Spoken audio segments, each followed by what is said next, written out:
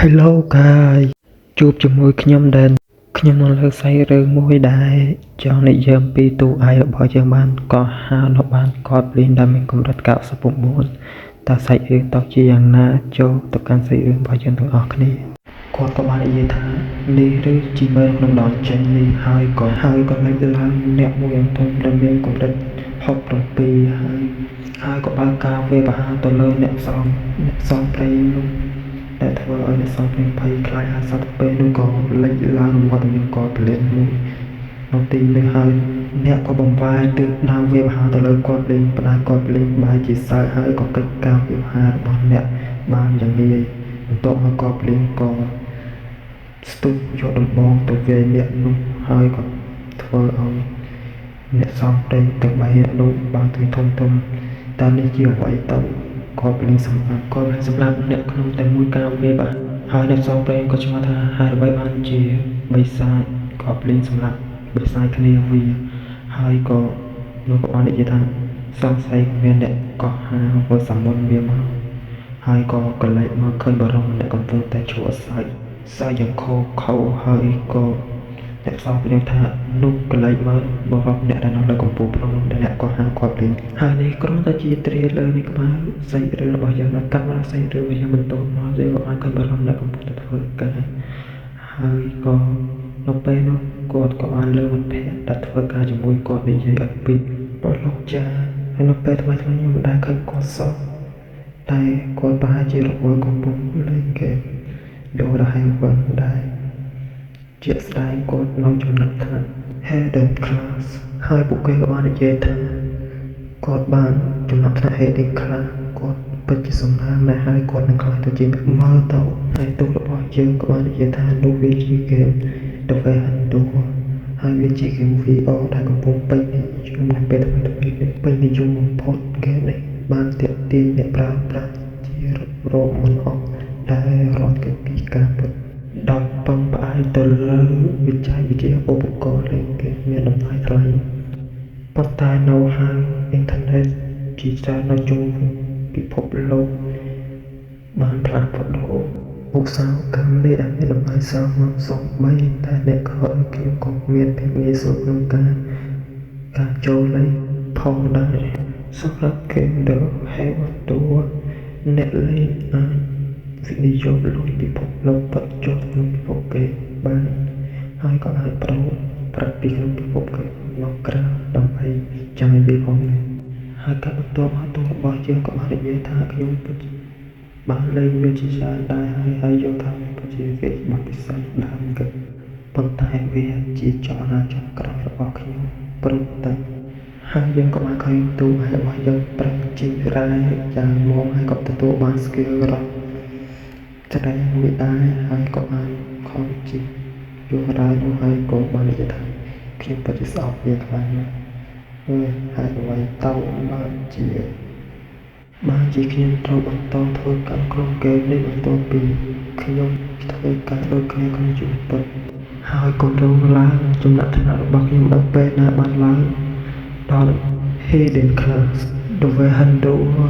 មិនថាខ្ញុំមានរយៈពេលប៉ុណ្ណាទេខ្ញុំនឹងខ្លាយជាអ្នកមានស្រាប់តែទូបាយរបស់យើងបានជីករកឃើញថ្មពណ៌ខៀវមួយយ៉ាងធំហើយ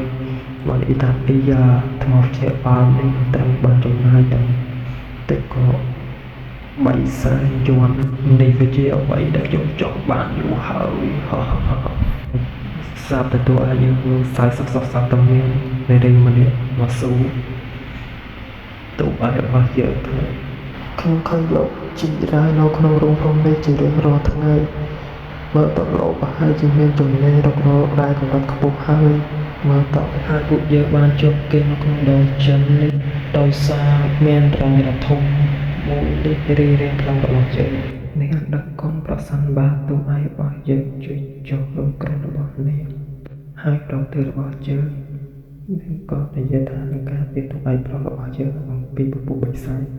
ហើយសប្តាហ៍ពេលនឹងទូឯប្រុសរបស់យើងក៏ចោទថាហើយអ្វីបានជាប្រទៅហើយបានអាចជីរ៉ែមិនអាចជីរ៉ែបានហើយលើទៅក៏និយាយប្រាប់ទូឯរបស់យើងថាប្រសិនបើមនុស្សទាំងអស់សុទ្ធតែជីរ៉ែទាំងអស់លោកមនុស្សទាំងអស់មិនចាំបាច់រត់ អ្វីផ្សេងការពីជីរ៉ែទេកន្លែងហ្នឹងគេបកចឹងបែបបកប្រែដែរចឹងកាត់តាមហើយទៅឲ្យប្រាប់យោបល់ចឹងក៏បានគិតថាប្រសិនបើគាត់ចូលរួមជាមួយពួកគេគាត់នឹងទទួលបានបទពិសោធន៍ពីការស្លាប់ហើយប្រហែលជាខ្ញុំអាចទទួលបានដុតថ្មដែលមានតម្លៃថ្លៃ1 ឬ 2ប៉ុន្តែបើសិនបើមានបិសាចវាយខ្ញុំស្លាប់ហើយខ្ញុំក៏អាចរកឡើងប៉ុន្តែគេមានបណ្ដាញមិនទៅមានតែពិសាតែខាងមកដល់កាលារបស់យើងបានដៃបរោះឡើងជាតែហើយក៏និយាយថានេះហើយគឺជាបរោះដែលខ្ញុំស្រមៃបរោះដែលមានកំពុងដៃធំរឹកមកខ្ញុំតែអាចជីរ៉ែបានដែលមានជំនាញខ្លាំង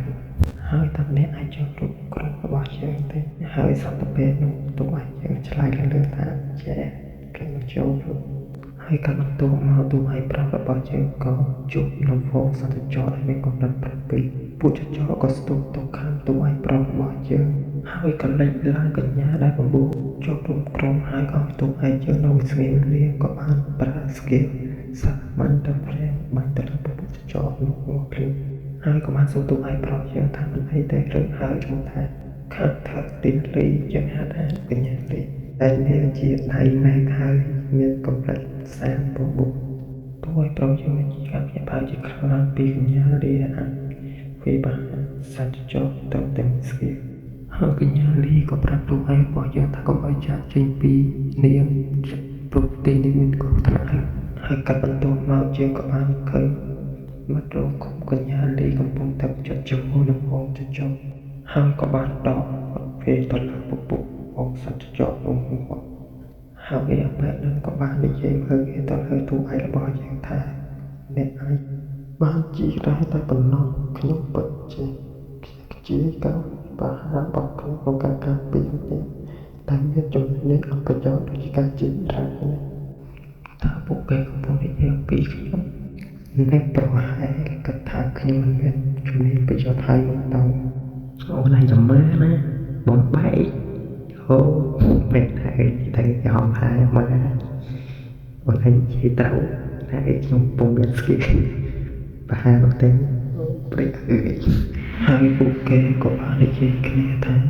ប្រកាសថានឹងទទួលបានអញ្ជើញត្រឹមពីបប៊ីដែលពួកនេះកំពុងតែចង់ថាស៊ីទូឲ្យរបស់ជាឲ្យប្រសិនបើពួកគេរកនឹងឃើញរបស់ដែលពួកគេត្រូវការទេពួកគេនឹងអត់ទូឲ្យរបស់យ៉ាងបងប្រាក់ដើម្បីឲ្យពួកវាដេកខំចំណាយពេលការពារទូឲ្យរបស់ជាកន្លែងទូឲ្យរបស់យើងកំពុងតែខំប្រឹងជីថ្មជីថ្មដែលបានផ្លោទៅក្នុងដងចិត្តហើយទូឲ្យរបស់យើងកំពុងតែជីថ្មសស្រាក់តែបានបំបីថ្មនោះហើយក៏បានលេចឡើងនៅត្រង់ទ្វារមួយហើយសាច់រឿងយើងក៏បាន